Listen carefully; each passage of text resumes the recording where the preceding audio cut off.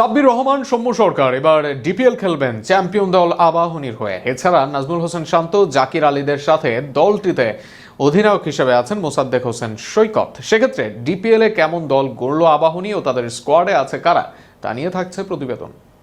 আগামী মাসের প্রথম সপ্তাহে শুরু হচ্ছে ডিপিএল এর 2025-26 মৌসুম। আর এই টুর্নামেন্টকে সামনে রেখে বেশ তারকাবহুল দল সাজিয়েছে defending champion Abahani limited. Champion দল আবাহনীর প্রধান কোচ হিসাবে আবারও থাকছেন হান্নান সরকার। একই সাথে ডিপিএল এবং বিপিএল এর চ্যাম্পিয়ন দলের প্রধান কোচ তিনি। দলটি এবারও চ্যাম্পিয়ন হওয়ার জন্য দল গঠন করেছে। দলটিতে থাকছেন সৌম্য সরকার, নাজমুল হোসেন শান্ত, মোসাদ্দেক হোসেন সৈকতের মতো পরিচিত নাম। তরুণ তারকা মাহফুজুর রহমান রাব্বি ও রাকিবুল হাসানের সাথে জিসান আলম, এস এম মেহরাব হোসেন এবং শামসুল ইসলাম অনেক। তরুণ নাইমুর নয়নের সাথে পরিচিত নাম সৌম্য সরকার, মাহিদুল ইসলাম অঙ্কনরা আছেন আবাহনীর দলে। এছাড়াও জাতীয় দলের জাকের আলী অনিককে দলে ভিড়িয়েছে তারা। দর্শকপ্রিয় নাম সাব্বির রহমান রুম্মন দলটিতে থাকায় বাড়তি নজর থাকবে দর্শকদের।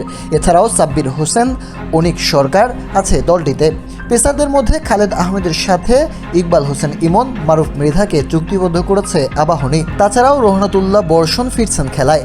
গেল সপ্তাহে ক্লাবগুলোর সঙ্গে মিটিং শেষে দেশের ঘরোয়া ক্রিকেটের সবচেয়ে মর্যাদাপূর্ণ লিস্ট এ টুর্নামেন্ট আয়োজনের সিদ্ধান্ত আগেই জানিয়েছিল বাংলাদেশ ক্রিকেট বোর্ড বিসিবি। শনিবার ও রোববার অনুষ্ঠিত হয় প্রিমিয়ার লিগে দলবদল। মিরপুর শেরেবাংলা জাতীয় ক্রিকেট স্টেডিয়ামে cricket committee of Dhaka metropolis কার্যালয়ে সকাল 11টা থেকে শুরু হয় বিকেল 5টা পর্যন্ত দলবদল। এবার ঢাকা লিগে অংশ নেবে মোট 12টি দল।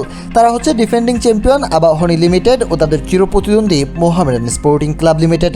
এছাড়াও Gazi group cricketers, legends of Rupganj, Gulshan cricket club, Agrani bank cricket club, prime bank cricket ক্লাবের পাশাপাশি ধানমন্ডি ফিরছে নতুন নামে বসুন্ধরা স্ট্রাইকার্স নামে। তাছাড়া Rupganj tigers cricket club, brothers union limited, city club ও ঢাকা লেপার্ডস খেলবে দেশের সবচেয়ে জমজমট লিস্ট এ ক্রিকেট টুর্নামেন্টটিতে।